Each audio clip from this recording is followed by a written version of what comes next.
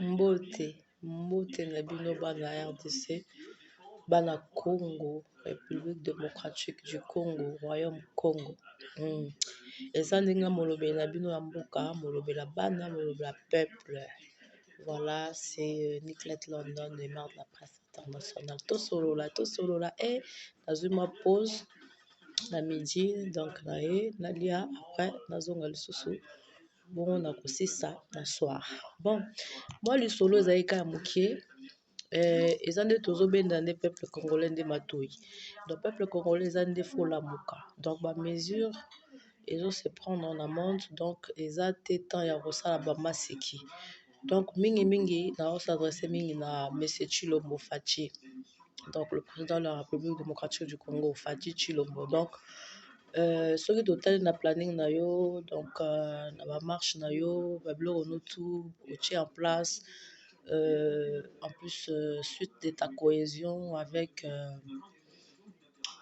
les autres, on n'a pas envie de citer leur nom parce qu'ils ne font pas partie de notre culture, de notre pays. Et voilà, au jour d'aujourd'hui, le peuple est en train de pleurer et la crise est énorme. Congo mobimbe le lanza la passi. Donc, faut qu'on ait une solution pour loba bato bazo yokana mingi te. Bozo gouverner monde ou bien Congo wana ou bien République démocratique du Congo ou bien capitale à Kinshasa, franchement, ils ont la merde. Ils ont vraiment la bozoba, ils ont la passe. La crise sanitaire, ça attend tout le monde. Covid-19, c'est pour tout le monde, c'est le monde entier. Donc, yo, président, de tant que président, entre guillemets, pas élu, mais élu par le peuple, parce que le peuple t'a accepté, tu es l'enfant de leur pays, donc il faut faire le nécessaire pour survenir aux besoins du peuple congolais. Vous comprendre, parce que ce que lobby to finga yo, ezalango natina te. Tozo bendo ne matoi po oyoka. Comme ça, tola bolobela mboka pe bolobela peuple. Tova na étranger, nous sommes des diaspora, ne bobenga biso entre guillemets, biso tobi ke toaba na Congo, na RDC, ne chibino, biso tout to andenge moko. Donc, de tant que président, faut aider aider Congo. Donc, pour ça, na biso eza aider Congo. D'accord? Au sein de l'école gratuité, il n'y a pas de problème. Maintenant, bah maman, bah étudiant, bah élève, bah professeur, bah médecin, bah ça nini. Bah maman va te ka biloko po ba dubalia. Siko, bah za zandote ya oteka, ba oteka wapi. Hein? Donc faut revoir na gouvernement na yo, gentil, ceux qui ngobila na wana yo ocha na gouvernance wana, soi-disant gouverneur de Kinshasa ou ce que je sais pas comment là. Mais c'est de la merde, azo ça n'importe quoi.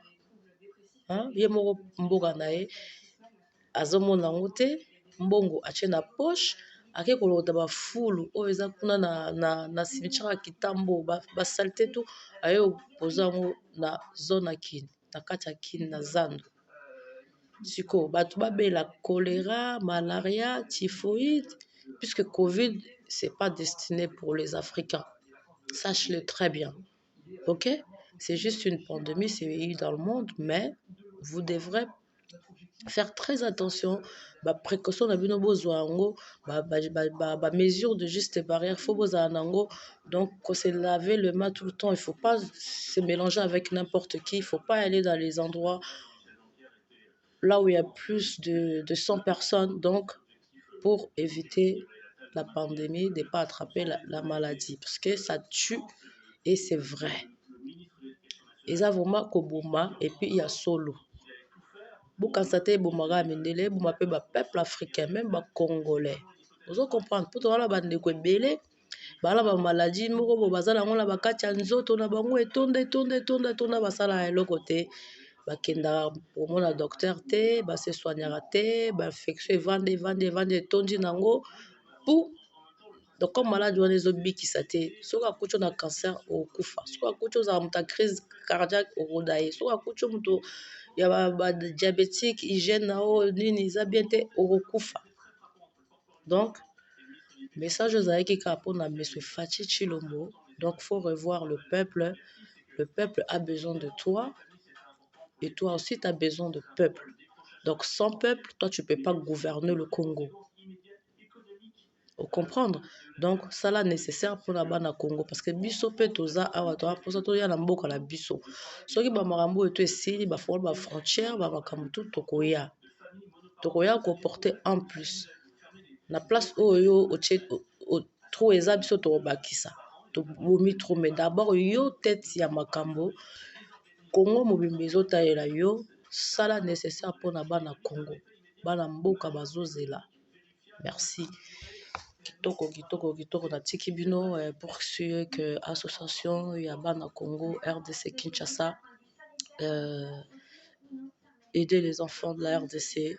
Donc mon numéro c'est le 000 7 58 84 10 79. Vous contactez Ngamo Maman Association. Vous contactez Toro Solo là, Toro Chamamto en place pour Tomeka aider Bana ya Congo. Po na poto eloko eza te. Ba communauté na biso baza na eloko na mutu te. Mitu na bango eza kosala te. Ole ba se soucier na mamba pandémie ndenge ezoleka, ba covid ndenge ezokende, bato bazosala na contretemps, bato bazo vivre bien te banini te. Bango baza wana basé sûrement sur les choses des artistes comédiens, de la merde qui fout la merde à la communauté internationale ou africaine. Et puis, musiciens profondes qui font de la musique pour ne pas éduquer le peuple, mais c'est pour induire le peuple dans les erreurs et puis mettre le peuple bazala na moyen à repenser te. So ba kaka oh kinganda bimisi nzemba sika bango tu bakeko sangana ba troupe bazo pekisa mambo sangana ba troupe. Bokoyo ka ba musique bomeli masanga mais avenir na bino ya lobi boyebite misala ezate. Donc boko bando kumisaka bato oyo bayemba ba musique na bango bazana ba plateforme na bango bazana ba manager na bango bana na bango tout ole bo aider bato ba souffrir na kati ya Congo bo sala mambo eza bien. Donc bo revoir mamna bino et puis bino ba musiciens profondes pour ça na bino ezali faut bo éduquer masse. Arrêtez de distraire le peuple congolais avec vos musiques satanistes et puis vos musiques démoniaques, vos musiques de nudité, les gens qui marquent, qui dansent à moitié nus et ça éduque pas la masse. Vos musiques là, donc bah censure na bino, faut pas censurer bino, bah bloquer la bino là, bah soto et les karatés parce que tout le monde a content du tout dans l'outil. Vous comprendre? Donc c'est ça. Et puis ba maman bazala ba poto ole ba kipe ba na bango basa misale sengeli misala bango ko kotala la mama bala batu ko kotala ba vie privée ya batu ba komo ko zongo lo wa lisano histoire to kota lelo bata butu ba roya to solo la butu to solo la masola butu. Vous voyez pas que vous êtes des sorciers, vous êtes en train de distraire le peuple. Hein, bazana bazu ba YouTube ba kota masola butu oh Blandine soki nani asala ki boya lala ki soki na yera tozawa nate on n'est pas là pour ça. Bon comprendre hein? Bon se réveiller tango kokinde bola muka tango ifina mene bon comprendre hein? Vous alobi tango ekoki toza suna tango ko discuter te ya kuseka te faut kende droit au but. Pour réussir la révolution, comme un peuple, nous sommes mokili civilisé, indépendant, makambutu, liberté. Ok? Bon, merci. Bisous, je vous lave. Check, c'est pas pareil.